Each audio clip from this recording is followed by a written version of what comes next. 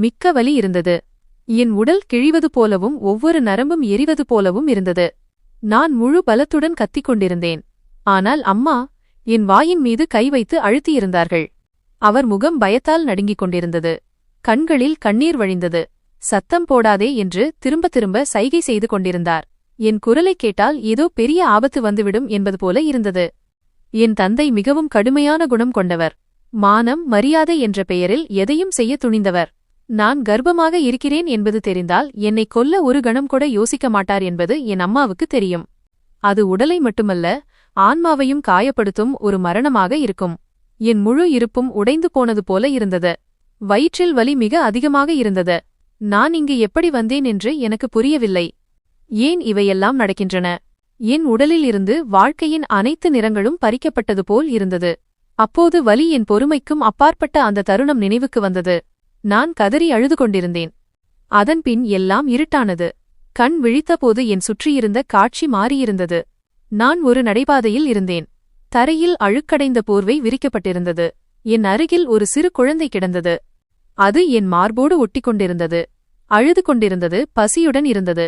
என் உடலில் கிழிந்த பழைய துணிகள் இருந்தன. தலை சுற்றிக் கொண்டிருந்தது. மக்கள் என்னை முறைத்து பார்த்து கொண்டிருந்தார்கள். சிலர் பரிதாபத்துடனும் சிலர் வெறுப்புடனும் பார்த்தனர். ஒருவர் என் அருகில் சில நாணயங்களை வைத்தார். மற்றொருவர் உணவுப் பொருளை வைத்தார். நான் அவமானத்தால் பூமிக்குள் புதைந்து போவது போல் உணர்ந்தேன். நான் எங்கே வந்துவிட்டேன்? இதுதான் என் வாழ்க்கையா? அல்லது இது எனக்கு பரம்பரை சொத்தாக கிடைத்த வேறு யாருடைய கனவா? குழந்தை மிகவும் பலவீனமாக இருந்தது. அதன் மூச்சு மெதுவாக இருந்தது.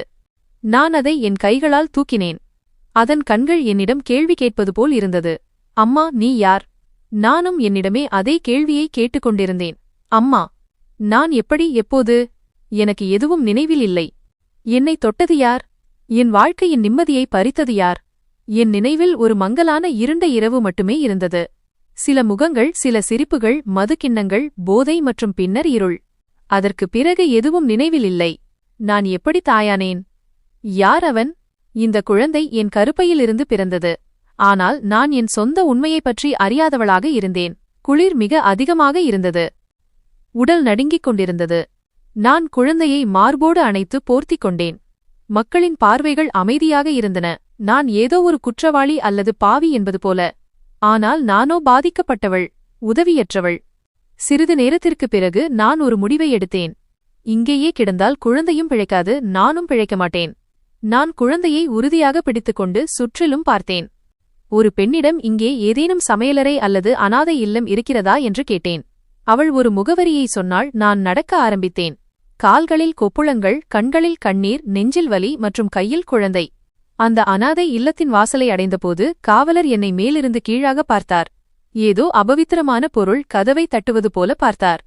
என்ன வேண்டும் என்று கேட்டார். நான் நடுங்கும் குரலில் வேலை மற்றும் என் குழந்தைக்கு தங்குமிடம் என்று கேட்டேன். அவர் உள்ளே இருந்து யாரையோ அழைத்தார். அங்குள்ள காப்பாளர் ஒரு வயதான பெண்மணி. முகம் கடுமையாக இருந்தது, ஆனால் கண்களில் சிறிது கருணை தெரிந்தது. இது உன் குழந்தையா என்று கேட்டார். நான் தலையசைத்து ஆம் என்றேன். பெயர் என்ன என்று கேட்டார். என் தொண்டை அடைத்துக் கொண்டது. என் உதடுகளில் எந்த பெயரும் வரவில்லை. என் குழந்தையின் பெயரை வைக்க எனக்கு தெரிந்த உறவு என்று யாரும் இல்லை. அப்போது நான் தயக்கத்துடன் தீபக் என்று வைத்துக் கொள்ளுங்கள் என்றேன். ஏனென்றால் என் இருளில் அவன் ஒரு சிறிய ஒளியாக இருந்தான். அந்த பெண்மணி எனக்கு ஒரு சிறிய அறையில் இடம் கொடுத்து துப்புரவு பணியை ஒப்படைத்தார். நான் இரவும் பகலும் உழைத்தேன். கழிவறைகளை சுத்தம் செய்தேன். பாத்திரங்களை கழுவினேன். தரையை துடைத்தேன். ஆனால் ஒவ்வொரு கணமும் என் பார்வை தீபக் மீதே இருந்தது. அவன்தான் என் வாழ்வின் ஆதாரம். சில நேரங்களில் அவன் நோய்வாய்ப்பட்டால் நான் இரவு முழுவதும் விழித்திருந்து அவன் உடலில் ஈரத்துணியை வைப்பேன். கடவுளிடம் பிரார்த்தனை செய்வேன். மருந்துக்கு பணம் இல்லாதபோது மக்களிடம் உதவி கேட்பேன். என்ன கிடைக்கிறதோ அதைக் கொண்டு வாழ்க்கையை ஓட்டினேன். அந்த அனாதை இல்லத்தில் வேறு பல குழந்தைகளும் இருந்தனர். அவர்களுடனும் எனக்கு ஈடுபாடு ஏற்பட்டது. அவர்கள் என்னை தீபக்கின் அம்மா என்று அழைக்கத் தொடங்கினர். இதை கேட்கும்போது மனதில் சிறிது நிம்மதி கிடைக்கும். காலம் மெதுவாக கடந்து கொண்டிருந்தது. ஆனால் காயங்கள் அப்படியே இருந்தன. நான் ஒவ்வொரு இரவும் உறங்கும் முன் வானத்தை பார்த்து, ஏன் எனக்கு இப்படி நடந்தது என்று கேள்வி கேட்பேன். என் தவறு ஏதேனும் இருந்ததா? இல்லை என்றால் ஏன் எனக்கு இந்த தண்டனை? தவறு இருந்தது என்றால் இந்த தண்டனை குறைவா? அடிக்கடி இரவுகளில் அந்த மங்கலான முகம், அந்த சிரிப்பு, அந்த வற்புறுத்தல் நினைவுக்கு வரும். நான் பயந்து எழுந்து உட்கார்ந்து தீபக்கை மார்போடு அணைத்துக் கொள்வேன். தீபக் இப்போது மெதுவாக வளர்ந்து கொண்டிருந்தான். அவனது கண்களில் என் நினைவுகளில் பதிந்திருந்த ஒரு முகத்தின் சாயல் இருந்தது. சில சமயங்களில் நான் யோசிப்பேன், அந்த நபர் என் முன்னால் வந்தால் நான் அவரை அடையாளம் காண்பேனா? நான் ஏதாவது சொல்ல முடியுமா? என்னால் பழிவாங்க முடியுமா? அல்லது அமைதியாக அவரை பார்த்துக்கொண்டே இருப்பேனா? காலம் பின்னோக்கிச் சுழல்வது போல் இருந்தது. நான் அனாதை இல்லத்தின் பழைய தரையில் அமர்ந்து தீபக்கை மடியில் வைத்து ஆட்டிக்கொண்டிருந்தேன். என் நினைவில் அந்த ஒவ்வொரு நொடியும் மீண்டும் வரத் தொடங்கியது. என் வாழ்க்கையின் திசையையே மாற்றிய அந்த தருணம். நானும் என் வாழ்க்கையும் சிதறிப்போன அந்த தருணம். நான் பல்கலைக்கழக விடுதியில் தங்கியிருந்தேன். படிப்பு நன்றாக போய்க் கொண்டிருந்தது. அப்பா மகிழ்ச்சியாக இருந்தார். நாங்கள் நடுத்தர வர்க்கத்தை சேர்ந்தவர்கள் என்றாலும் எனக்கு கனவு காண அனுமதி இருந்தது. விடுதி பெண்கள் அவ்வப்போது பார்ட்டி செய்வார்கள்.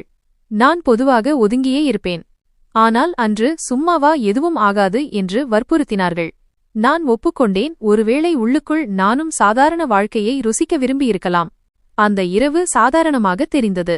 ஆனால் அதுதான் என் வாழ்க்கையின் கடைசி நிம்மதியான இரவாக அமைந்தது. பார்ட்டி ஒரு பெரிய அறையில் நடந்தது. இசை சத்தமாக இருந்தது. பெண்கள், ஆண்கள் சிரித்துக் கொண்டிருந்தனர். எல்லோரும் கொண்டாட்டத்தில் மும்முரமாக இருந்தனர். அனைவரின் மனமும் மகிழ்ச்சியால் நிறைந்திருந்தது. நான் ஒரு மூலையில் அமர்ந்து கையில் மென்மையான காளானை பிடித்துக்கொண்டு சுற்றிலும் பார்த்துக் கொண்டிருந்தேன். யாரும் என்னிடம் வற்புறுத்தி எதுவும் சொல்லவில்லை. ஆனால் ஒரு பெண் வந்து, இதை எடுத்துக்கொள், இந்த ஜூஸ் உனக்காக, இது கொஞ்சம் ஸ்பெஷல் என்றாள். நான் பார்த்துவிட்டு வாங்கிக் கொண்டேன். அதன் சுவை விசித்திரமாக இருந்தது. நாக்கில் கசப்பு தட்டியது. ஆனால் எல்லோரும் மகிழ்ச்சியாக இருந்ததால் நானும் குடித்துவிட்டேன். பிறகு எல்லாம் மங்கலானது. அறை சுழலத் தொடங்கியது. குரல்கள் தூரமாகிப் போயின. என் கண்களில் நடுக்கம் ஏற்பட்டது. கண் விழித்தபோது நான் தனியாக இருந்தேன். அறை காலியாக இருந்தது. படுக்கை கலைந்திருந்தது. என் உடலில் ஆடைகள் இல்லை. கண்கள் வீங்கியிருந்தன. உடல் வலியால் துடித்துக் கொண்டிருந்தது. நான் கத்த விரும்பினேன். ஆனால் குரல் தொண்டையிலேயே சிக்கிக் கொண்டது. என் உடலில் காயங்கள் இல்லை. ஆனால் என் ஆன்மாவில் ஆழமான காயங்கள் ஏற்பட்டிருந்தன. நான் ஆடைகளை அணிந்து மெதுவாக அறையை விட்டு வெளியேறினேன். யாரும் எதுவும் கேட்கவில்லை. யாரும் தடுக்கவில்லை. நான் என் விடுதி அறைக்குச் சென்று என்னை பூட்டிக் கொண்டேன். கண்ணாடியின் முன் நின்று என்னை பார்த்தேன். கண்கள் வெறுமையாக இருந்தன. முகம் வெளிறிப்போயிருந்தது. நான் எனக்கே அந்நியமானது போல் உணர்ந்தேன். மறுநாள் எனக்கு காய்ச்சல் வந்தது. நான் வகுப்பிற்கு செல்லவில்லை. நான் நோய்வாய்ப்பட்டிருப்பதாக எல்லோரும் நினைத்தார்கள். ஆனால் உள்ளுக்குள் நான் செத்துவிட்டேன். சில நாட்கள் கடந்தன. நான் யாரிடமும் எதுவும் சொல்லவில்லை. சொன்னாலும் என்ன சொல்வது? யாரிடம் சொல்வது? என்னிடம் எந்த ஆதாரமும் இல்லை. சொன்னாலும் பழி என்மீதுதான் வரும். இந்த சமூகத்தில் உண்மையைச் சொல்வதற்கான விலை, குறிப்பாக ஒரு பெண்ணுக்கு மிகப் பெரியது. வயிற்றில் ஏதோ விசித்திரமான உணர்வு ஏற்பட்டது. நான் அமைதியாக பரிசோதனை செய்தேன். 2 கோடுகள் வந்தபோது என் கண்களிலிருந்து ஒளி அணைந்தது போல் இருந்தது. நான் தாயாகப் போகிறேன். எனக்கு நம்ப முடியவில்லை. நான் பலமுறை சோதித்துப் பார்த்தேன். ஆனால் முடிவு அதுவாகவே இருந்தது. நான் மணிக்கணக்கில் தரையில் உட்கார்ந்து அழுது கொண்டிருந்தேன். என்னையே சபித்துக் கொண்டேன். அந்த இரவை, என் மௌனத்தை, என் இருப்பை சபித்தேன். நான் என் அம்மாவை அழைத்தேன். அவர்களிடம் எல்லாவற்றையும் சொன்னேன். என் நினைவில் அவர்கள் என் எதிரே அமர்ந்திருந்தார்கள். உதடுகள் நடுங்கின, கண்கள் கலங்கின. ஆனால் அவர்கள் எதுவும் சொல்லவில்லை. இப்போது இது ஒரு ரகசியம். இது ரகசியமாகவே இருக்க வேண்டும். உன் அப்பாவுக்கு இது தெரியக்கூடாது என்று மட்டும் சொன்னார். நான் தலையசைத்தேன். என்னிடம் வேறு வழி இருக்கவில்லை. நாங்கள் நகரத்தை விட்டு வெளியேறி ஒரு சிறிய பகுதியில் வசிக்கத் தொடங்கினோம். நான் படிப்பை விட்டுவிட்டேன். வயிறு பெரிதாகிக் கொண்டே போனது. நாட்கள் கடந்து செல்லச் செல்ல அமைதியின்மை அதிகரித்தது. கண்ணாடியில் என்னை பார்த்து அவமானத்தின் சுமையால் என்னை மூடிக்கொள்வேன். பிரசவ வலி தொடங்கியபோது நான் மோசமாக கத்த ஆரம்பித்தேன். பின்னர் என் வாயில் கையை வைத்துக் கொண்டேன். அப்பா கேட்டுவிடக்கூடாது. அவர் நம்மை கொன்றுவிடுவார். இருண்ட அறையில் எந்த மருந்தும் இல்லாமல், எந்த மருத்துவரும் இல்லாமல் நான் ஒரு குழந்தையை பெற்றெடுத்தேன். ஒவ்வொரு மூச்சுடனும் என் ஆன்மா உடலை விட்டு வெளியேறுவது போல் இருந்தது. மூச்சு மெதுவானது. பின்னர் மயக்கம் சூழ்ந்தது. நினைவு திரும்பியபோது என்னை பிளாட்பாரத்தில் கண்டேன். முன்பே குறிப்பிட்ட அதே நடைபாதை. என் மடியில் ஒரு சட்டவிரோதமான குழந்தை இருந்தது. மக்களின் வெறுப்பு நிறைந்த பார்வைகள், ஏளன பேச்சுக்கள், நான் ஒரு குற்றவாளியாக மாறிய அந்த தருணம். உண்மையில் நான் அறியாத, உதவியற்ற, பாதிக்கப்பட்டவள். நான் தீபக்கை மார்போடு அணைத்துக்கொண்டு அனாதை இல்லத்தை நோக்கி நடந்தேன். இது என் குற்றம் அல்ல, என் பொறுமையின் சோதனை. இப்போது அந்த தீபக் தான் என் வாழ்க்கையின் ஒளி. ஆனால் என்னை சீரழித்த அந்த இரவு இன்னும் என் இதயத்திற்குள் உயிருடன் இருந்தது. அநாதை இல்லத்தின் சுவர்கள் ஈரப்பதத்துடன் இருந்தன. கூரையிலிருந்து தண்ணீர் சொட்டியது. ஆனால் என் இதயத்தில் இருந்த வலி இவை அனைத்தையும் விட ஆழமானது. தீபக் அடிக்கடி நோய்வாய்ப்படுவான். அநாதை இல்லத்தின் மூதாட்டி சில சமயங்களில் அவனை திட்டுவார், சில சமயங்களில் பரிதாபப்படுவார். நீ உன் குழந்தையை இங்கிருந்து கூட்டிக் கொண்டு போ, இது ஒரு தொல்லை என்று சொல்வார். நான் அமைதியாக இருப்பேன். இதயத்தின் வெறுமை அதிகரித்துக் கொண்டே போனது. மருந்துக்கு பணம் இருக்காது. அதனால் நான் தெருக்களில் செல்வேன். பிச்சைக்காரர்கள் அருகில் உட்கார்ந்து இருப்பேன். சில சமயங்களில் பணக்கார பெண்களின் முன் கையேந்துவேன். குழந்தை உடம்பு சரியில்லை, மருந்து வாங்க வேண்டும் என்று சொல்வேன்.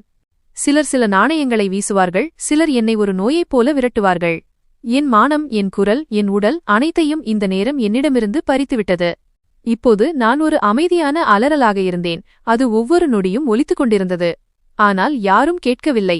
தீபக்கிற்கு காய்ச்சல் வந்து அவன் உடல் கொதித்தபோது நான் நகரம் முழுவதும் மருந்துக்காக அலைந்தேன். ஒரு மருத்துவர் இறக்கப்பட்டு பழைய மருந்து பாட்டிலை கொடுத்தார். நான் வெறும் காலில் ஓடினேன். கால்களில் கொப்புளங்கள் இருந்தன. ஆனால் நான் கவலைப்படவில்லை. தீபக்கின் மூச்சு சீரானபோது நான் மீண்டும் உயிர்த்தெழுந்தது போல் உணர்ந்தேன். அன்று இரவு நான் மொட்டை மாடிக்குச் சென்றேன். வானத்தை பார்த்தேன், நிலவை பார்த்தேன், அமைதியாக அழுதேன். அதே நிலவு, அதே வானம், இதன் கீழேதான் என் வாழ்க்கை சீரழிக்கப்பட்டது. இப்போது அதே நிலவு என் குழந்தையின் மூச்சுக்கு சாட்சியாக இருந்தது. நான் அநாதை இல்லத்தில் உள்ள குழந்தைகளுக்கு பாடம் சொல்லிக் கொடுக்க ஆரம்பித்தேன். ஒருவேளை அவர்களின் விதி என் மகனை விடச் சிறந்ததாக இருக்கலாம். தாய்மார்களால் கைவிடப்பட்ட குழந்தைகள் அல்லது வாழ்க்கையால் பெற்றோரை இழந்த குழந்தைகள், தங்களை தாங்களே தோற்கடித்துக் கொண்ட அல்லது சூழ்நிலையால் தோற்கடிக்கப்பட்ட தாய்மார்கள். நான் அவர்களில் என்னையே பார்த்தேன். நானும் அநாதையாக இருந்திருந்தால் என் அம்மாவும் இப்படித்தான் செய்திருப்பாரா என்று யோசித்தேன். அம்மா எனக்கு துணை நின்றார். அவர் என்னிடம் எதுவும் சொல்லவில்லை, திட்டவுமில்லை. ஆனால் அவர் கண்களில் தினமும் ஒரு அமைதியான குழப்பம் இருந்தது. நான் அவரை புரிந்து கொண்டேன். அவர் வெறும் தாய் மட்டுமல்ல, ஒரு மனைவி, ஒரு மருமகள், சமூக கட்டுப்பாடுகளில் சிக்கிய ஒரு பெண். அவர் தோள்களில் சமூகத்தின் பயம் இருந்தது. நான் அடிக்கடி அநாதை இல்லத்தின் ஜன்னல் வழியாக வெளியே பார்ப்பேன். உலகம் இயங்கிக் கொண்டே இருந்தது, எதுவும் நடக்காதது போல. மக்கள் வந்து போய்க்கொண்டும் சிரித்து பேசிக்கொண்டும் இருந்தனர். நான் உள்ளே ஒரு அமைதியான நிழலாக இருந்தேன். அதன் அலறல்களை சுவர்கள் மட்டுமே கேட்டன. எனக்கு என்ன நேர்ந்தது என்று யாருக்கு என்ன கவலை? யாரும் கேட்கவில்லை. யாரும் தடுக்கவில்லை. யாரும் தாங்கிப் பிடிக்கவில்லை. நான் உண்மையில் இருக்கிறேனா என்று எனக்கே சந்தேகம் வரத் தொடங்கியது. நான் என் வயதை கணக்கிட்டதே இல்லை. ஆனால் தீபக்கின் முகத்தை பார்த்தால் காலத்தின் ஓட்டம் தெரியும். அவன் வளர்ந்து கொண்டிருந்தான். என் குழந்தை, என் உலகம். அவனது கேள்விகள் அதிகரித்துக் கொண்டே இருந்தன. அம்மா, அப்பா எங்கே என்று கேட்பான். நான் பார்வையை திருப்பிக் கொள்வேன். தந்தை என்பவர் ஒரு கற்பனையாக, ஒரு கனவாக இருக்கும் ஒரு உலகில் அவன் வாழ வேண்டும் என்று நான் விரும்பினேன். ஏனென்றால் உண்மை என்பது துக்கத்தை விட மிகவும் பயங்கரமானது. என்னை உள்ளுக்குள் உடைத்த அந்த உண்மையிலிருந்து அவனை காப்பாற்ற விரும்பினேன். சில சமயங்களில் தீபக்கின் கண்களில் ஒரு பிரகாசம் இருக்கும். அவன் இந்த உலகத்திலிருந்து வேறுபட்டவன் என்பது போல. ஒருவேளை அவன் என்னிடமிருந்து அல்ல, என் பொறுமையிலிருந்து உருவானவன். அப்போது ஒரு பெண் வந்து, எல்லோரும் தயாராகுங்கள், சுபாஷ் தாக்கூர் வருகிறார் என்று முழு அநாதை இல்லத்திடமும் சொன்னார். முழு வளாகத்திலும் மின்சாரம் பாய்ந்தது போல் இருந்தது. அனைவரின் முகங்களும் ஆச்சரியத்துடனும் ஆற்றலுடனும் நிறைந்தன. நான் ஒருவரிடம் மரியாதையுடன், இவர் யார் என்று கேட்டேன். சமூக சேவைக்காக அறியப்பட்ட நாட்டின் பிரபலமான அரசியல் தலைவர். ஊடகங்கள் எல்லா இடங்களிலும் இவரை புகழ்கின்றன என்று பதில் கிடைத்தது. நான் நினைத்தேன், சரி, பரவாயில்லை. மற்றவர்கள் வருவது போல இவரும் வருவார், சிரிப்பார், குழந்தைகளை சந்திப்பார், சில புகைப்படங்களை எடுத்துக்கொண்டு போய்விடுவார். புகைப்படங்களுக்கு பின்னால் என்ன தாக்கம் இருக்கும் என்று எனக்கு தெரியாது. எல்லா குழந்தைகளும் வெளியே முற்றத்தில் நின்றனர். தீபக் என் இடுப்பில் இருந்தான், கவலையின்றி சிரித்துக் கொண்டிருந்தான். நான் அவனை தரையில் நிற்க வைத்தேன். அவன் என் கையை பிடித்துக்கொண்டு என் தோளோடு சாய்ந்து கொண்டான். நான் அன்பாக, சும்மா இரு தீபக், பிறகு நாம் நம் அறைக்குச் செல்வோம் என்றேன். மனதில் கலக்கம் இருந்தது. ஆனால் இது வெறும் சலசலப்புதான் என்று என்னை நானே சமாதானப்படுத்திக் கொண்டேன். கதவு திறந்தது. அவர் உள்ளே வந்தார். சுபாஷ் தாக்கூர். உயரமான உருவம், வெள்ளை குர்தா, தோளில் சால்வை, நேர்த்தியாக வாரப்பட்ட முடி, முகத்தில் புன்னகை, ஆனால் கண்களில் கடுமை. நான் அவரை ஒரு கணம் பார்த்தேன். என் உடல் மரத்துப் போனது. என் கண்கள் பார்த்தன, ஆனால் மூளை மறுத்தது. இதயம் நடுங்கியது. ஒரு கணம் நான் கண்ணாடியை பார்ப்பது போல் உணர்ந்தேன். தீபக்கின் முகம். ஒரு ஆணின் உடலில் அதே கண்கள், அதே மூக்கு, அதே நெற்றி, அதே மெல்லிய புன்னகை. நான் என்னை உலுக்கிக் கொண்டேன். ஒருவேளை இது பிரமையாக இருக்கலாம். மூளை ஏதோ விளையாட்டு விளையாடுகிறது. ஆனால் அவர் நேராக என்னை பார்த்தார். எங்களுக்கு இடையில் வேறு யாரும் இல்லை. என் கண்கள் அவர் முகத்தை விட்டு விலகவில்லை. அவர் பார்வை தீபக் மீது விழுந்தது. அவன் இப்போது சிறிது தூரம் சென்றிருந்தான். சுபாஷ் தாக்கூர் சில அடிகள் முன்னால் வந்து அங்கேயே நின்றுவிட்டார். அவர் தீபக்கை பார்த்து கொண்டிருந்தார், பல வருடங்களாக தேடியது போல. பின்னர் அவர் வேகமாக சென்று தீபக்கை தூக்கிக் கொண்டார். தீபக் முதலில் கொஞ்சம் பயந்தான், ஆனால் விரைவில் அவர் கைகளில் சகஜமாகிவிட்டான். நான் ஒரு அடி முன்னால் வந்தேன். ஏதோ சொல்ல வந்தேன், ஆனால் நாக்கு ஒத்துழைக்கவில்லை. காற்று நின்றுவிட்டது போல், நேரம் உறைந்துவிட்டது போல் இருந்தது. மக்கள் கைதட்டிக் கொண்டிருந்தார்கள். குழந்தைகள் மகிழ்ச்சியில் கத்திக் கொண்டிருந்தார்கள். பாட்டி புகைப்படம் எடுப்பதில் மும்முரமாக இருந்தார். நான் கல்லாக சமைந்து நின்றேன். என் கண்கள் அவர் முகத்தை விட்டு அகலவில்லை. அவர் தீபக்கின் நெற்றியில் முத்தமிட்டுக் கொண்டிருந்தார். அவர் விரல்கள் தீபக்கின் கன்னங்களை தடவிக்கொண்டிருந்தன. பல வருட பந்தம் போல இருந்தது. திடீரென்று அவர் பார்வையை உயர்த்தி என்னை பார்த்தார். எங்கள் கண்கள் சந்தித்தன. ஒரு அதிர்ச்சி ஏற்பட்டது. அவர் எதையோ அடையாளம் காண முயற்சிப்பது போல. அவருக்கு ஏதோ நினைவு வருவது போல. நான் உடனே பார்வையை தாழ்த்திக் கொண்டேன். இதய துடிப்பு அதிகமானது. நெற்றியில் வியர்வை வழிந்தது. அவர் கண்டுபிடித்து விட்டாரா? இது என் குழந்தை என்று அவருக்கு தெரிந்துவிட்டதா? நான் என்னையே தடுத்துக் கொண்டேன். இல்லை, அப்படி இருக்க முடியாது. இது தற்செயலாக இருக்கலாம். ஆனால் இதயம் வேறொன்றை சொல்லிக் கொண்டிருந்தது. நிகழ்ச்சி முடிந்தது. அவர் எல்லா குழந்தைகளையும் சந்தித்திருந்தார். ஆனால் தீபக்கை வெகுநேரம் கையில் வைத்திருந்தார். செல்லும்போது அவர் பாட்டி அம்மாவிடம் ஏதோ கிசுகிசுத்துவிட்டு வெளியேறினார். நான் தீபக்கை உடனே மார்போடு அணைத்துக் கொண்டேன். பறிபோய்விடுமோ என்ற பயம். அவன் என்னை கட்டிக்கொண்டு, அம்மா, அந்த அங்கிள் நல்லவர். அவர் வாசனை அப்பா மாதிரி இருந்தது என்றான். என் இதயம் ஒரு கணம் நின்றது. அப்பா மாதிரியா? அவன் தன் அப்பாவை சந்தித்ததே இல்லை. அவரை பார்த்தது கூட இல்லை. பிறகு எப்படி இந்த விஷயம் அவன் மனதில் வந்தது? கடவுள் அவன் ஆன்மாவுக்கு ஏதேனும் சைகை அனுப்பினாரா? தாயின் வலிக்குழந்தையின் நரம்புகளிலும் இறங்கிவிடுமா? நான் இரவு முழுவதும் தூங்கவில்லை. மீண்டும் மீண்டும் சுபாஷ் தாக்கூரின் முகம் என் கண்முன் வந்து கொண்டிருந்தது. அதே கண்கள், அதே முக அடையாளங்கள். நான் தினமும் தீபக்கின் முகத்தில் பார்ப்பது அதேதான். இதயம் நம்பத் தயாராக இருந்தது. ஆனால் மூளை கேள்வி கேட்டது. அவர்தான் என்றால் அவருக்கு ஏதாவது நினைவிருக்கிறதா இல்லையா? நினைவிருந்தால் அவர் என்ன விரும்புகிறார்? அவர் வராவிட்டால் கூட இந்த ஈர்ப்பு, இந்த பார்வை, இந்த மௌனம், இவையெல்லாம் என்ன? இன்றைய நாள் வெறும் தற்செயலா அல்லது வாழ்க்கையின் இரண்டாவது பெரிய ரகசியம் வெளிவரப்போகிறதா? நான் தீபக்கை தூக்கி அவன் நெற்றியில் முத்தமிட்டேன். மனதில் ஒரு முடிவெடுத்தேன். இனி நான் அமைதியாக இருக்க மாட்டேன். என் வாழ்க்கையை இந்த நிலைக்கு கொண்டு வந்தவர் அவர்தான் என்றால் இப்போது நான் அவர் முன் நிற்பேன். விளைவு எதுவாக இருந்தாலும், நான் எதை தாங்க வேண்டியிருந்தாலும் சரியே. எனக்கு உண்மை தெரிய வேண்டும். இந்த சந்திப்பு ஒரு விபத்து அல்ல. இதில் ஏதோ ஒரு ரகசியம் ஒளிந்திருக்கிறது. இனி நான் அனாதை இல்லத்தின் நிழலில் ஒளிந்து வாழ முடியாது. சுபாஷ் தாக்கூரின் பார்வை, அவர் சொன்ன வார்த்தை, தீபக்கின் அடையாளம் மைனஸ் எல்லாம் என்னை உலுக்கி எழுப்பிவிட்டன. என் மௌனம் இனி உதவாது. போர் தொடங்கிவிட்டது. உண்மைக்கான போர், நீதிக்கான போர் மற்றும் ஒரு தாயாக இருப்பதற்கான உரிமைக்கான போர். சுபாஷ் தாக்கூர் சிறிது நேரம் தீபக்கை தூக்கி வைத்துக் கொண்டு நின்றார். காலத்தின் இசையில் ஒரு மாலுமியை தேடுவது போல் அவர் கண்கள் இருந்தன. அவர் பேசவில்லை, சிரிக்கவும் இல்லை. அமைதியாக தீபக்கின் முகத்தையே உற்று பார்த்துக் கொண்டிருந்தார். நான் சிறிது தூரத்தில் நின்றிருந்தேன். ஒவ்வொரு கணமும் என் இதயம் வெடிப்பது போல் துடித்தது. என் கால்கள் வேரூன்றிவிட்டன. முன்னால் செல்லவும் முடியவில்லை, பின்வாங்கவும் தைரியமில்லை. கண்கள் மங்கலாகின. மனதில் ஒரே ஒரு வாக்கியம் ஒலித்துக் கொண்டிருந்தது. அவருக்கு தெரியும். குறைந்தபட்சம் அவர் எதையோ உணர்ந்துவிட்டார். அந்த நாளில் அவன் தீபக்கின் தலைமுடியில் கையை வருடியபோது பிறகு மிக மெதுவாக அவன் நெற்றியில் முத்தமிட்டான். அந்த தருணம் மிகவும் உயிரோட்டமாக இருந்தது. அதில் ஒரு தந்தையின் பாசம் இருந்தது. மென்மை இருந்தது. ஒரு நெருக்கம் இருந்தது. பல வருட இடைவெளிக்குப் பிறகு உறவுகள் ஒருவரையொருவர் சந்திப்பது போல இருந்தது. நான் என் உதடுகளை பற்களால் கடித்துக் கொண்டேன். எங்கே என் வாயிலிருந்து அலறல் வந்துவிடுமோ என்று பயந்து. அந்த காட்சி எனக்கு தாங்க முடியாததாக மாறிக்கொண்டிருந்தது. தீபக் அவன் மடியில் முழுமையாக ஒட்டிக்கொண்டிருந்தான். அவன் ஏதோ தனது அடையாளத்தை கண்டுபிடித்தது போல சிரித்துக் கொண்டிருந்தான். காய்ச்சலில் தவித்த அதே குழந்தை இவன். இவனுக்காகத்தான் நான் தெருக்களில் கையேந்தி நின்றேன். இன்று அவன் அந்த அந்நியனின் கைகளில் முழுமையடைந்தவன் போல தெரிந்தான். அந்த அந்நியன் ஒருவேளை என் குற்றவாளியாக இருக்கலாம். ஒருவேளை என் மகனின் தந்தையாக இருக்கலாம். பிறகு அவன் என் பக்கம் திரும்பினான். அவனது பார்வை என் கண்களுடன் மோதியது. ஒரு கணம் எல்லாமே உறைந்து போனது போல இருந்தது. பழைய கனவு ஒன்று கண் முன்னே உயிர் பெற்றது போல அந்த தருணம் இருந்தது. அவன் கண்களில் ஒரு குழப்பம் இருந்தது. அவன் எதையோ அடையாளம் காண முயற்சிப்பது போல இருந்தது. அவனது மனதின் அடுக்குகளிலிருந்து பழைய காட்சி ஒன்று வெளிப்படுவது போல இருந்தது. நான் என் பார்வையை தாழ்த்திக் கொண்டேன். ஆனால் அதற்குள் நேரம் கடந்துவிட்டது. அவன் முன்னேறி என் அருகில் வந்தான். தீபக்கை மெதுவாக தன் கைகளில் தாங்கிக் கொண்டு மெல்லிய குரலில் கேட்டான். இந்த குழந்தை எங்கிருந்து வந்தது? என் நாக்கு தடுமாறியது. நான் அதற்கு தயாராக இல்லை. எல்லாவற்றையும் சொல்லிவிட வேண்டும் என்று மனம் துடித்தது. கத்திச் சொல்ல வேண்டும் என்று தோன்றியது. இவன் உன்னுடைய மகன்.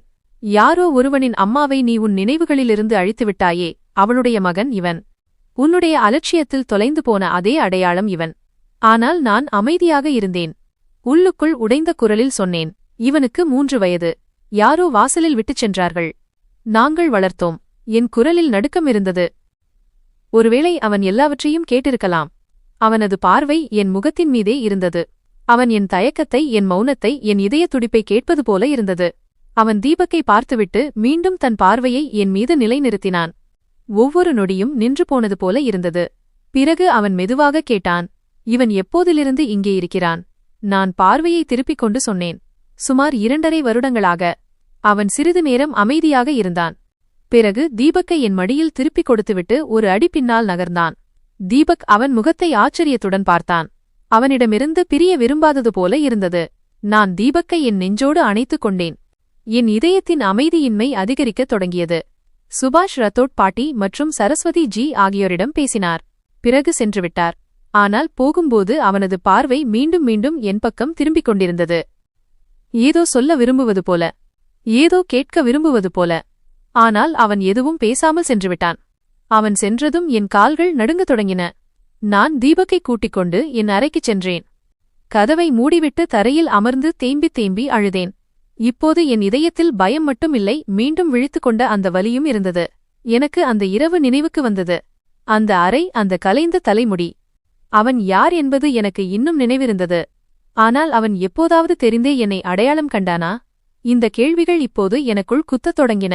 ஏதோ ஒரு காயம் மெல்ல மெல்ல அழுகத் தொடங்கியது போல இருந்தது. இது ஒரு விசித்திரமான ஈர்ப்பு.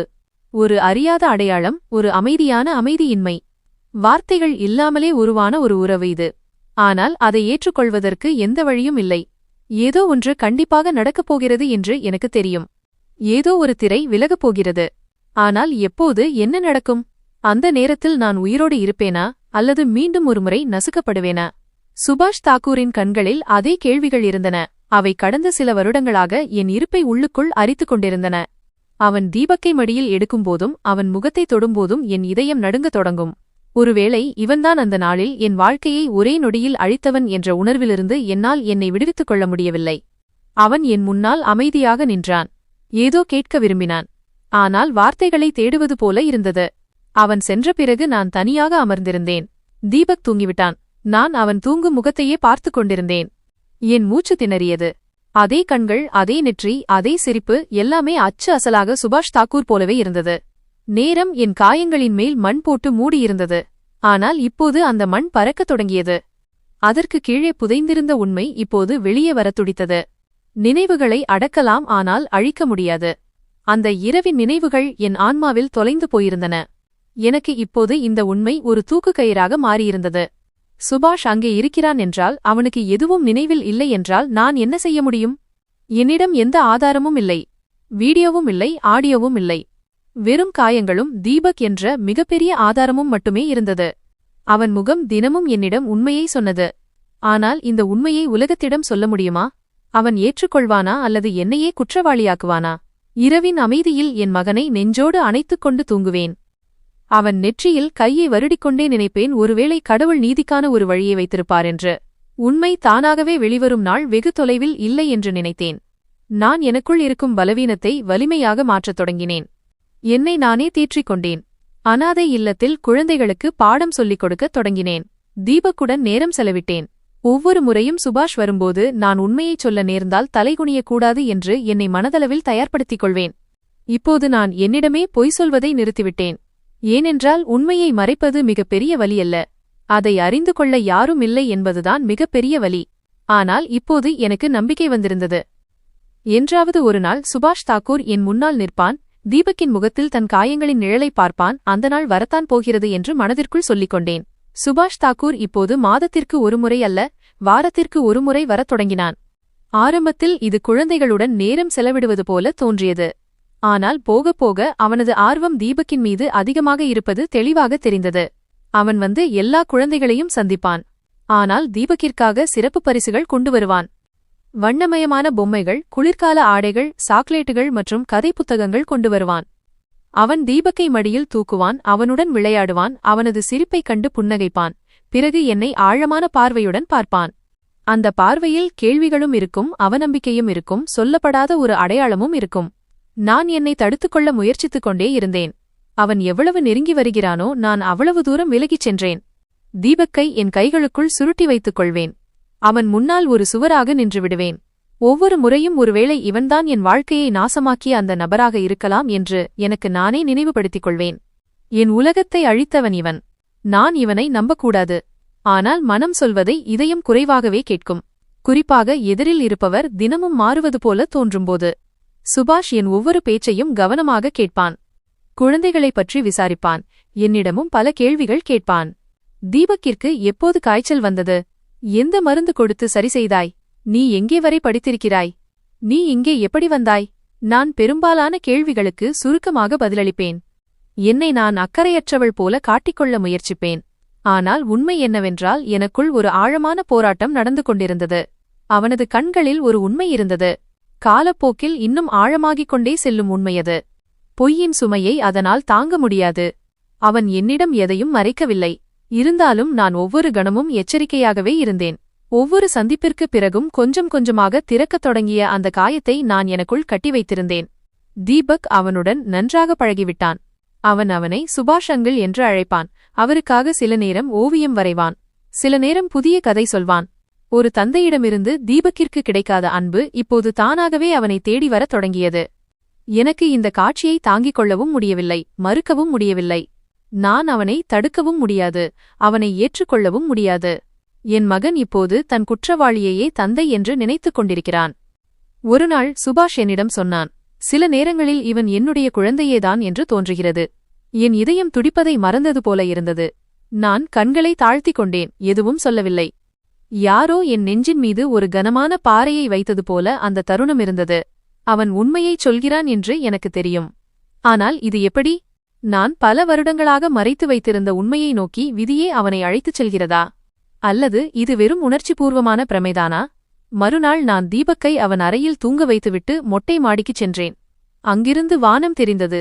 இதே வானத்தின் கீழேதான் என் வாழ்க்கை நாசமானது. இப்போது அதே வானம் ஒரு புதிய தொடக்கத்திற்கு சாட்சியாக மாறப்போகிறதோ? நான் என்னையே கேட்டுக்கொண்டேன், அவன்தான் என்றால் என்னால் அவனை மன்னிக்க முடியுமா? அவன்தான், ஆனால் அவனுக்கு எதுவும் நினைவில் இல்லை என்றால் அவன் உண்மையில் குற்றவாளியா? வெறுப்புக்கும் காதலுக்கும் இடையிலான கோடு இப்போது மங்கலாகிவிட்டது. நான் நினைத்தேன், சுபாஷுக்கு நான் ஒருவேளை ஒரு கண நேரமாக இருக்கலாம். ஆனால் எனக்கு அவன் ஒரு புயல். ஒருவேளை அவன் போதையில் இருந்திருக்கலாம், அல்லது சுயநினைவின்றி இருந்திருக்கலாம். இந்த எண்ணம் எனக்குள் இருக்கும் வலியை சற்று குறைத்தது. ஆனால் பிறகு என் மனசாட்சி கத்தியது. ஒருவேளை அவனுக்கு எல்லாம் நினைவிருந்து அவன் மறைக்கிறானோ என்னவோ? இதயத்திற்கும் மூளைக்கும் இடையே போராட்டம் நடக்கும்போது மௌனமே மிகப்பெரிய ஆயுதமாகிறது. நானும் அதையே செய்தேன்.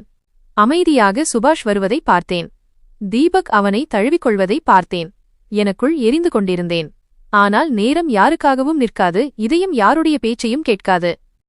ஒருநாள் அவன் வந்தபோது சொன்னான், தீபக் மிகவும் சிறப்பானவன்.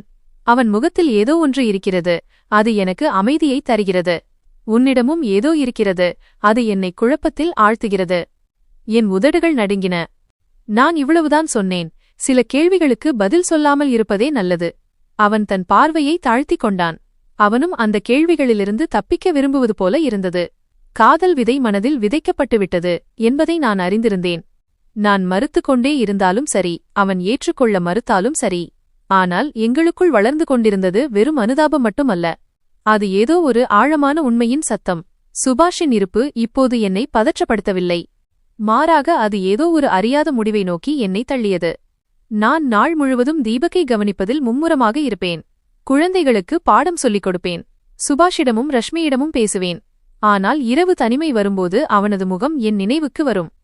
அவனது நிழல்கள், அந்த அரைகுறை உண்மையெல்லாம் என்னுடன் படுத்துக்கொள்ளும். இப்போது நான் அவனை நோக்கி ஈர்க்கப்பட்டுக் கொண்டே இருந்தேன். அவன்தான் என்றால் ஒரு வாய்ப்பு கொடு என்று இதயம் சொன்னது. ஒருவேளை அவனும் உடைந்திருக்கலாம்.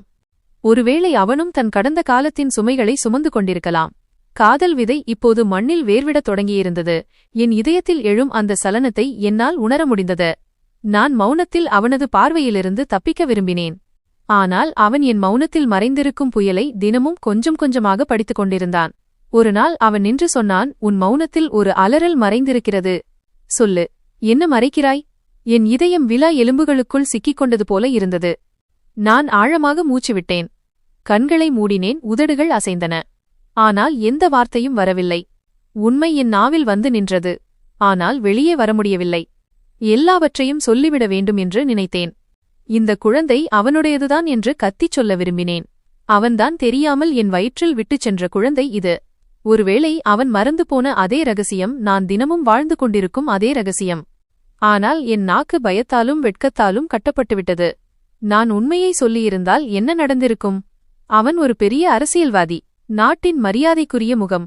அவன் ஏற்றுக்கொள்வானா? அப்படியே ஏற்றுக்கொண்டாலும் உலகம் என்னை விட்டுவிடுமா? என் மகனின் தலைக்கு மேல் இருக்கும் கூரையை பறிக்கும் அந்த புயலிலிருந்து அவனை காப்பாற்ற முடியுமா? இந்த கேள்விகள்தான் ஒவ்வொரு முறையும் என் அலறலை உள்ளுக்குள்ளேயே அமுக்கிவிடுகின்றன. அவன் என் கண்களை பார்த்துச் சொன்னான், நீ எனக்குச் சுமையில்லை. அந்தச் சுமையை நான் பகிர்ந்து கொள்ள விரும்புகிறேன். நான் எதுவும் கேட்காதது போல என் பார்வையை தாழ்த்திக் கொண்டேன். சில நாட்களுக்குப் பிறகு அவன் மீண்டும் அனாதை இல்லத்திற்கு வந்தான். குழந்தைகளுடன் அமர்ந்தான். அவர்கள் பேசுவதை கேட்டான். சிரித்துக்கொண்டே தீபக்கை மடியில் தூக்கினான். பிறகு புன்னகையுடன் சொன்னான், நீ என் நிறுவனத்தில் வேலை செய்ய வேண்டுமென்று நான் விரும்புகிறேன். உன்னைப் போன்ற நேர்மை மிகக் குறைவானவர்களிடமே இருக்கிறது. தீபக்கின் பள்ளிக்கூடச் சேர்க்கை, அனைத்து செலவுகளையும் நான் ஏற்றுக்கொள்கிறேன். நான் மறுத்துவிடலாம் என்று நினைத்தேன். கோப்பை திருப்பிக் கொடுத்து விடலாம். உங்கள் உதவி எனக்கு தேவையில்லை என்று சொல்லிவிடலாம் என்று தோன்றியது. ஆனால் அவன் சொல்லாமல் சொல்லி சென்ற அந்த விஷயம் என் கால்களை தடுத்து நிறுத்தியது. அவன் வார்த்தைகளில் ஒரு மென்மை இருந்தது. அது ஏதோ ஒரு வருத்தத்திலிருந்து பிறந்தது போல இருந்தது. அவன் மீண்டும் மீண்டும் என் அருகில் வந்து கொண்டிருந்தான். நான் எவ்வளவு தூரம் ஓடினாலும் அந்த இடைவெளி குறைந்து கொண்டே இருந்தது. நான் அந்த வேலையை ஏற்றுக்கொள்வதை ஒரு வாரத்திற்கு தள்ளி போட்டேன். இரவுகள் யோசித்து யோசித்தே கழிந்தன. தீபக் தூங்கிவிடுவான். அவன் நெற்றியில் முத்தமிட்டு நான் என்னையே கேள்வி கேட்பேன். நான் அவனுக்கு அருகில் சென்றால் என் காயங்களை மீண்டும் திறக்க தயாராக இருக்கிறேனா? நான் அவனை மன்னிக்க முடியுமா? இந்த ஆபத்தை நான் எடுக்கலாமா? நாளை உண்மை தெரிந்தால் அவன் என்னையும் இந்த குழந்தையையும் விட்டுவிட்டு சென்று விடுவானா? ஆனால் வாழ்க்கையே ஏதோ ஒரு முடிவை எடுத்தது போல இருந்தது. திடீரென்று தீபக்கிற்கு கடுமையான காய்ச்சல் வந்தது. நாங்கள் மருத்துவமனைக்குச் செல்ல வேண்டியிருந்தது. மருந்துகள் மிகவும் விலை உயர்ந்தவை. நான் மருந்து கடையின் வாசலில் நின்று கடன் கேட்கத் தொடங்கினேன். ஆனால் கடைக்காரர் மறுத்துவிட்டார். என் கண்களிலிருந்து கண்ணீர் வழிந்தது. அப்போது ஒரு வண்டி வந்து நின்றது. கதவு திறந்தது. சுபாஷ் வெளியே வந்தான். என்ன நடந்தது என்று மட்டும் கேட்டான். என்னால் எதுவும் சொல்ல முடியவில்லை. அவன் என் கையிலிருந்து சீட்டை வாங்கினான். மருந்துகளை வாங்கிக் கொண்டு வந்து தீபக்கை தன் மடியில் தூக்கிக் கொண்டு வார்டுக்குள் சென்றான். அந்த நொடியில் என் உலகம் அதிர்ந்தது. யாரை நான் ஒரு கொடூரன் என்று நினைத்திருந்தேனோ அவன் இன்று என் மிகப்பெரிய காயத்திற்கு மருந்தாக மாறினான். நான் என் மனதிற்குள் சொன்னேன், ஆமாம், இவன் அவன்தான். ஆனால் இப்போது இவன் முன்பை போல இல்லை. ஒருவேளை நேரம் அவனை மாற்றிவிட்டது. இப்போது அவன் தண்டனைக்கு அல்ல, பதிலுக்கு தகுதியானவன். நான் வேலையை ஏற்றுக்கொண்டேன். இப்போது அவன் என்னுடன் ஒரே அலுவலகத்தில் அமர்கிறான். கோப்புகளை பார்க்கிறான், ஆலோசனை கூறுகிறான். நான் சொல்வதை கேட்கிறான், ஆனால் எதுவும் சொல்வதில்லை. ஆனாலும் அவன் கண்களில் அந்த கேள்வி தெளிவாகத் தெரிந்தது. நீ என்னிடம் உண்மையைச் சொல்வாயா? என் மௌனம் அவன் முன் அமர்ந்து தானாகவே வெட்கப்படத் தொடங்கியது. நாங்கள் தினமும் ஒன்றாக வேலை செய்தோம். நாட்கள் கடந்தன, எங்களுக்குள் நெருக்கம் அதிகரித்தது. அவன் என் சிறிய விஷயங்களைக் கூட கவனித்துக் கொள்வான். எனக்காக தேநீர் வரவழைப்பான். நான் அவனது டியூஷன் ஏற்பாடுகளை நானே செய்வேன். அவன் என் சோர்வான கண்களில் நிம்மதியை நிரப்ப முயற்சிப்பான். அவன் என்னிடம் சொல்வான், உன் கண்களில் அந்த வலி தெரிகிறது, அது என்னையே வெட்கப்பட வைக்கிறது. ஏன் என்று எனக்கு புரியவில்லை என்றாலும் அவனது ஒவ்வொரு பேச்சும் எனக்குள் மறைந்திருக்கும் உண்மையை வார்த்தைகளால் சொல்லத் தூண்டியது.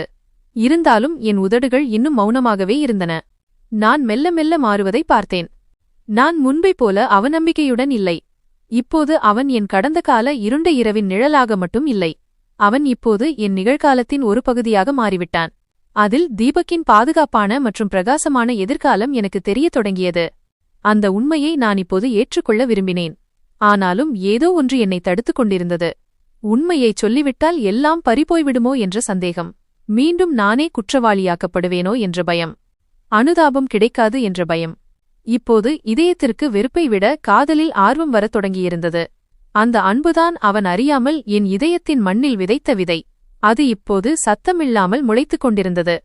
அது அவனுக்கும் தெரியும், எனக்கும் தெரியும். ஆனால் சில உண்மைகளை நாக்கிற்கு கொண்டு வருவதற்கு முன் இதயத்தை தயார்படுத்த வேண்டும். நான் இன்னும் அந்த தயாரிப்பில்தான் இருந்தேன். எல்லாம் மாறப்போகும் ஒரு நாள் வந்தது. அலுவலகத்தில் வேலை அதிகமாக இருந்தது. கோப்புகளின் குவியல், குழந்தைகளின் பதிவேடுகள், அறிவுறுத்தல்களின் பதிவுகள் என எல்லாவற்றையும் கையாள வேண்டியிருந்தது. அதே நாளில் பாட்டி, இந்த பழைய அலமாரியை சுத்தம் செய்துவிடு என்று சொன்னார். வருடக்கணக்கான பழைய பதிவுகள் உள்ளன, ஒருவேளை ஏதாவது உபயோகமாக இருக்கலாம் என்றார். நான் கைகளை மடித்துக்கொண்டு பழைய காகித குவியல்களை தேடத் தொடங்கினேன். கோப்புகள் நேராக இருந்தன. பல இடங்களில் தேநீர் கரைகள் இருந்தன. சில பக்கங்கள் மடிந்திருந்தன, சிலவற்றில் மை மங்கிப் போயிருந்தது. அடர் நீல நிறத்தில் ஒரு கோப்பு இருந்தது. அதில் ஏதோ ஒரு பழைய ஊழியரின் பெயர் எழுதப்பட்டிருந்தது. கோப்பை திறக்கும்போது நான் விசேஷமாக எதையும் நினைக்கவில்லை. ஆனால் சில பக்கங்களை புரட்டிய பிறகு ஒரு வெள்ளை உரை கிடைத்தது. அதில் தடிமனான எழுத்துக்களில் ரகசியமானது -பதிவிற்காக மட்டும் என்று எழுதப்பட்டிருந்தது. என் இதயம் வேகமாக துடிக்கத் தொடங்கியது. ஆனால் நான் நிற்காமல் உரையை திறந்தேன். உள்ளே 3 பக்கங்கள் இருந்தன. முதல் பக்கம் மரபணு நியூக்ளிக் அமில DNA அறிக்கையின் முறையான ரசீது. இரண்டாவது அறிக்கையின் சாராம்சம் மற்றும் மூன்றாவது விரிவான விளக்கம். நான் கண்களை வருத்தி அறிக்கையின் முதல் பகுதியை வாசித்தேன். ஆனால் அதில் குழந்தை தீபக் அடையாளம் தந்தை சுபாஷ் தாக்கூர், முடிவு 99.9 விழுக்காடு பொருந்துகிறது, உறுதி செய்யப்படுகிறது என்று எழுதப்பட்டிருந்தது. என் கைகள் நடுங்கத் தொடங்கின. திடீரென்று உலகின் அனைத்து சத்தங்களும் நின்றுவிட்டதைப் போல இருந்தது. அறை அமைதியாக இல்லை, ஆனால் எனக்குள் அனைத்தும் நிசப்தத்தில் மூழ்கியிருந்தன. அந்த காகிதம் என் கையில் இல்லை, என் ஆன்மாவிற்குள் நடுங்கிக் கொண்டிருந்தது. அந்த வார்த்தைகள் எனக்குள் எதிரொலிக்கத் தொடங்கின. மூச்சு விடுவது கடினமாகிவிட்டது. நான் அப்படியே நின்றிருந்தால் ஒருவேளை கீழே விழுந்திருப்பேன் என்று தோன்றியது. அதனால் நான் தரையில் அமர்ந்தேன். குளிர்ந்த தரை என் உணர்ச்சியற்ற கால்களுக்கு ஆதரவை அளித்தது. அது உண்மைதான் என்று உணர்த்தியது. பல ஆண்டுகளாக என் இதயத்தில் வாழ்ந்து கொண்டிருந்த அந்த நபர் இப்போது காகிதத்தில் எழுதப்பட்ட உண்மையாக என் கண்களுக்கு முன்னால் இருந்தார். தீபக் சுபாஷ் தாக்கூரின் மகன். வாரத்திற்கு ஒரு முறை என் மகனை சந்திக்க வரும் அந்த மனிதர், அவனது சிரிப்பை பார்த்து பெருமையுடன் சிரிப்பவர், அவரே அவனது உண்மையான தந்தை. என் மனதில் ஒன்றன்பின் ஒன்றாக கேள்விகள் எழ ஆரம்பித்தன. அந்த இரவு, அந்த நினைவுகள், அந்த போதை, மங்கலாக நினைவில் வரும் அந்த நிழல் இப்போது ஒரு புகைப்படமாக மாறிவிட்டது. அந்த படத்தின் கீழே ஒரு பெயரும் பதிவு செய்யப்பட்டிருந்தது, -சுபாஷ் தாக்கூர். எனக்குள் கூச்சல் எழத் தொடங்கியது. நான் சுவரை பிடித்துக்கொண்டு எழுந்து நின்று அந்த காகிதங்களை மீண்டும் படித்தேன். ஒருவேளை ஏதேனும் தவறு இருக்கலாம். யாராவது பொய்யான முடிவை தயாரித்திருக்கலாம். ஒருவேளை இது ஏதோ ஒரு சதியின் ஒரு பகுதியாக இருக்கலாம். ஆனால் ஒவ்வொரு எண்ணும், ஒவ்வொரு கையெழுத்தும், ஒவ்வொரு முத்திரையும் அனைத்தும் உண்மையாக இருந்தன. இந்த கோப்பு அலுவலகத்தின் பழைய அலமாரியில் ஏன் இருந்தது? இந்த அறிக்கையை யார் எடுக்க சொன்னது? எப்போது, எப்படி என்று எனக்கு தோன்றியது. ஒருவேளை யாராவது ஒரு ஊழியர் சந்தேகத்தின் அடிப்படையில் தனிப்பட்ட முறையில் இந்த விசாரணையை மேற்கொண்டிருக்கலாம். ஒருவேளை அவர் உண்மையை அடைய விரும்பியிருக்கலாம்.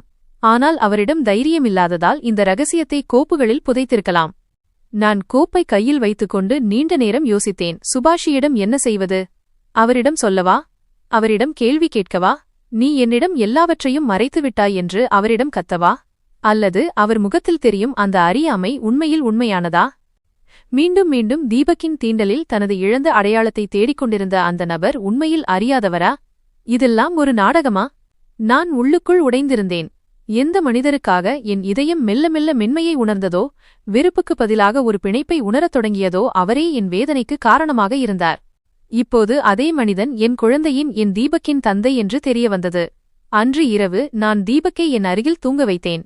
அவன் ஆழ்ந்த உறக்கத்தில் இருந்தான். அவன் முகம் அமைதியாக இருந்தது.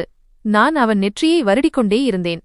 எனக்குள் ஒவ்வொரு கணமும் ஏதோ ஒன்று உடைந்து கொண்டே இருந்தது. நான் என் கருப்பையில் சுமந்து பெற்றெடுத்தவன், தெருக்களில் நான் தாலாட்டியவன், நடைபாதையில் வளர்த்தவன், யாருக்காக நான் மக்களிடம் பிச்சை எடுத்தேனோ அவன் ஒரு செல்வாக்குமிக்க நபரின் மகன் என்பது தெரியவந்தது. தெரியாமல் என் வாழ்க்கையை அழித்த அதே நபர். ஆனால் இப்போது அதே குழந்தை என் எல்லாமே ஆகிவிட்டான்.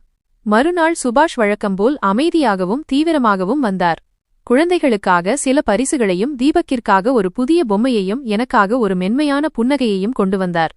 ஆனால் இப்போது அன்பு மிச்சமில்லை. அவர் இப்போது வரை அறியாத ஒரு விஷயம் எனக்கு தெரியும். அதுவே என்னை பயமுறுத்தியது. நான் அந்த அறிக்கையை மீண்டும் ஒருமுறை படித்தேன். இதய துடிப்பு அறைக்கு வெளியேயும் கேட்கும் அளவுக்கு இருந்தது. இப்போது நான் ஒரு முடிவை எடுக்க வேண்டும். உண்மையை சொல்வதா அல்லது அமைதியாக இருப்பதா? அல்லது நான் என் அலறல்களை புதைத்து வைத்திருந்த அதே ஆழமான கல்லறையை மீண்டும் தோண்டுவதா? ஆனால் இப்போது இந்த உண்மை என்னுடையது மட்டுமல்ல, இது தீபக்கின் உண்மையும் கூட. காலப்போக்கில் பொய்யில் மறைந்து போன அந்த உண்மை இப்போது வெளிப்பட்டுள்ளது. இப்போது அது சுபாஷின் கண்களில் தன்னை காட்டிக்கொள்ள விரும்பியது. நவம்பர் மாத தேதியிட்ட அந்த அறிக்கையில் என் விரல்கள் நின்றன. என் கண்கள் ஒரு முடிவை விரும்பின. அந்த முடிவு என் வாழ்வின் மிகப்பெரிய சுமையாக மாறக்கூடும். ஆனால் இப்போது நான் தயாராக இருந்தேன். இன்னும் ஒரு அடி மட்டுமே பாக்கி. உண்மையை முன்னிறுத்துவது. நாட்டின் தலைவரான சுபாஷ் தீபக்கின் தந்தை மற்றும் எனக்கு தெரியாத குற்றவாளி அந்த உண்மையின் முன் எப்படி நிற்கிறார் என்று பார்ப்பது. மழை நம் இருவரையும் தன் கரங்களில் சுருட்டிக் கொண்டது போல் இருந்தது. இதயத்தில் பயத்தின் அலை ஒன்று எழுந்து ஒவ்வொரு நொடியும் அதிகரித்துக் கொண்டே இருந்தது. அறையின் மூலையில் மேசையில் அந்த அறிக்கை கிடந்தது. வெள்ளை நிறத்தில் எளிமையாக இருந்தாலும் என் இதயத் துடிப்பை தாறுமாறாக மாற்றக்கூடியது. ஒவ்வொரு முறையும் அதை கையில் எடுத்துவிட்டு மீண்டும் வைத்துவிடுவேன். ஒவ்வொரு முறையும் இன்னும் நேரம் வரவில்லை என்று தோன்றும். ஆனால் உண்மை என்பது நேரத்திற்காக காத்திருப்பதில்லை, அதுவே தனக்கான வாய்ப்பை உருவாக்கிக் கொள்ளும். இப்போது அந்த வாய்ப்பு என் வாசலில் நின்றது. சுபாஷ் தனது அலுவலகத்தில் இருந்தார். வழக்கம்போல் அமைதியாகவும் தீவிரமாகவும் தனக்குள் மூழ்கியிருந்தார். நான் அறைக்குள் நுழைந்து கதவை சாத்தினேன். கையில் அந்த கோப்பு இருந்தது. என் காலடிகள் மெதுவாக இருந்தன, ஆனால் என் மனதில் புயல் வீசியது. அவர் என்னை பார்த்தார். ஏதோ ஒரு அசம்பாவிதம் நடக்கப் போவதை அவர் முதல் முறையாக உணர்ந்தது போல் இருந்தது. நான் எந்த முன்னுரையும் கொடுக்கவில்லை, எந்த வார்த்தையும் சொல்லவில்லை. கோப்பை அவர் முன் வைத்துவிட்டு நாற்காலியை இழுத்து உட்கார்ந்தேன். அவர் என்னை கேள்விக்குறியுடன் பார்த்தார். பின்னர் கோப்பை திறந்தார். பக்கம் பக்கமாக திருப்பிக் கொண்டிருந்தார். முகம் உணர்ச்சியற்றதாக இருந்தது. திடீரென்று அவரது கண்கள் ஓரிடத்தில் நிலைத்தன. விரல்கள் அங்கேயே உறைந்தன. அங்கு DNA 99.9 விழுக்காடு பொருந்துகிறது என்று எழுதப்பட்டிருந்தது. அவர் முகத்தில் ஆச்சரியத்தின் குளிர் அலை இறங்கியது. பிறகு அவரது மூச்சு ஆழமாகியது. அவர் நிமிர்ந்து உட்கார்ந்து அறிக்கையை மீண்டும் கவனமாக படித்தார். பின்னர் அவர் நாற்காலியின் பின்புறத்தில் சாய்ந்து சிறிது நேரம் அமைதியாகிவிட்டார். காலடியில் பூமி நழுவிப் போனது போல இருந்தது. நான் அமைதியாக இருந்தேன், ஒரு வார்த்தை கூட பேசவில்லை. உள்ளுக்குள் ஒரு கொந்தளிப்பு இருந்தது, ஆனால் உதடுகள் தைக்கப்பட்டிருந்தன. பிறகு அவர் மிகவும் தாழ்ந்த குரலில் எனக்கு நினைவில்லை என்றார். பிறகு அவர் கண்களில் ஈரம் மிதக்கத் தொடங்கியது. அன்று இரவு நான் போதையில் இருந்தேன். விருந்தில் எனக்கு ஏதோ கொடுக்கப்பட்டது. நான் என்ன செய்தேன், யாரிடம் என்ன சொன்னேன், யாருக்கு எவ்வளவு துக்கத்தை கொடுத்தேன் என்று எனக்கு எதுவுமே நினைவில் இல்லை. எனக்குள் பல வருடங்களாக அடக்கி வைக்கப்பட்டிருந்த வேதனையின் நெருப்பு பற்றி எரிந்தது. நான் கத்திக்கொண்டே எழுந்து நின்றேன். உங்களுக்கு எதுவும் நினைவில் இல்லை, ஆனால் என் வாழ்க்கை, என் கருப்பை, என் இருப்பின் ஒவ்வொரு காயமும், அது எதுவும் உங்களுக்கு நினைவில் இல்லையா? நான் என் கையை உயர்த்தி அவர் கன்னத்தில் ஓங்கி ஒரு அறை அறைந்தேன். அறை அதிர்ந்தது. அவர் தடுமாறினார், ஆனால் திரும்பவில்லை. அவர் கண்களை தாழ்த்திக் கொண்டார். என் மௌனம், என் அம்மாவின் அமைதி, நடைபாதையில் கழித்த நாட்கள், மக்களின் வெறித்து பார்க்கும் பார்வைகள், பிச்சை எடுத்தது, அவமானம், இவை எதுவும் உங்களுக்கு நினைவில் இல்லையா? என் குரல் தொண்டையில் சிக்கிக் கொண்டது. ஆனால் பல வருட வலி இப்போது வார்த்தைகளாக உருவெடுத்து வெளியே வந்தது.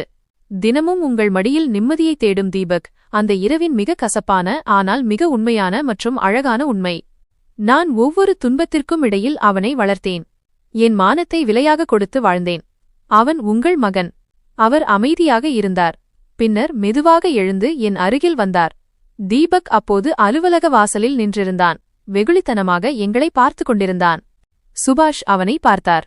மெதுவாக குனிந்து அவனை தன் கைகளில் தூக்கிக் கொண்டார். அவர் கன்னங்களில் இப்போது கண்ணீர் வழிந்தோடியது. நான் அந்த இரவின் குற்றவாளியா அல்லது எதுவும் தெரியாத ஒரு அறியாத மனிதனா என்று எனக்கு தெரியாது. ஆனால் இந்த குழந்தை என்னுடையது என்றால் இனி இவன்தான் என் எல்லாமே. அவரது குரல் நடுங்கியது.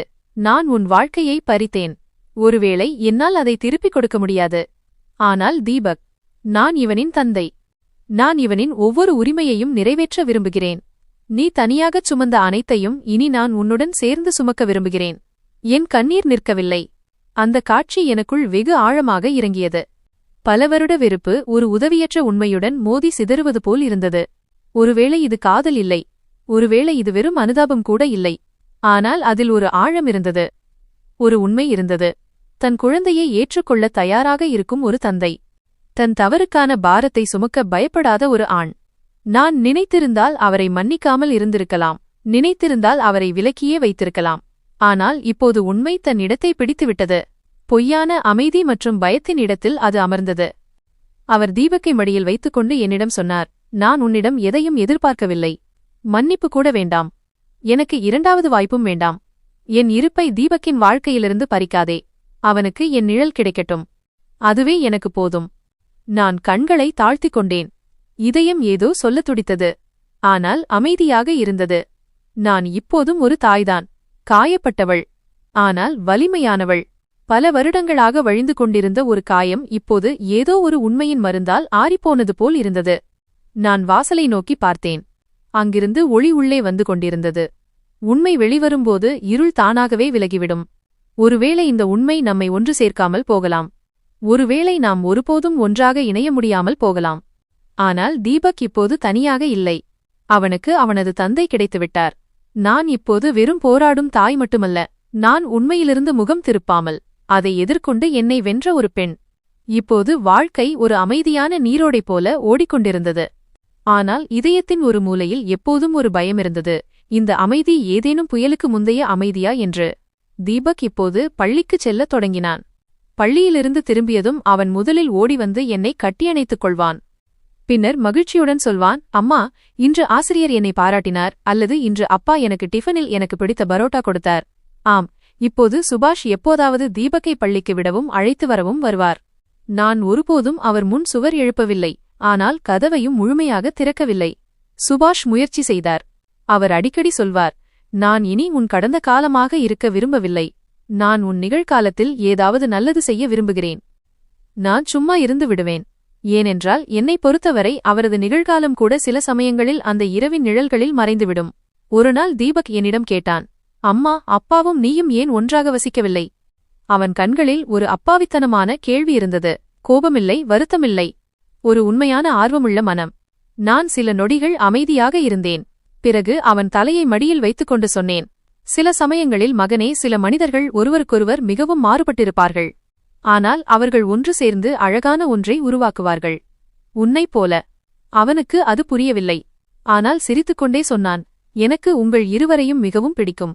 நான் அவன் நெற்றியில் முத்தமிட்டேன். இப்போதைக்கு இந்த பதில் போதும் என்று தோன்றியது. சில வாரங்களுக்குப் பிறகு சுபாஷ் என்னிடம் சொன்னார், ஒரு விஷயம் சொல்லட்டுமா? நான் தலையசைத்தேன். தீபக் என் அடையாளத்தையும் தெரிந்து கொள்ள வேண்டும் என்று நான் விரும்புகிறேன். வெறும் அப்பாவாக மட்டுமல்ல, சுபாஷ் தாக்கூராகவும். அவன் தந்தை யார், என்ன செய்கிறார், என்ன நினைக்கிறார் என்பதை அவன் தெரிந்து கொள்ள வேண்டும். ஆனால் உன்னை கேட்காமல் நான் எதையும் செய்ய மாட்டேன். நான் அவர் கண்களை பார்த்தேன். இம்முறை அவற்றில் அரசியல் இல்லை. தன் மகனுடனான உறவை முழு உண்மையுடன் கடைபிடிக்க விரும்பும் ஒரு தந்தை மட்டுமே இருந்தார்.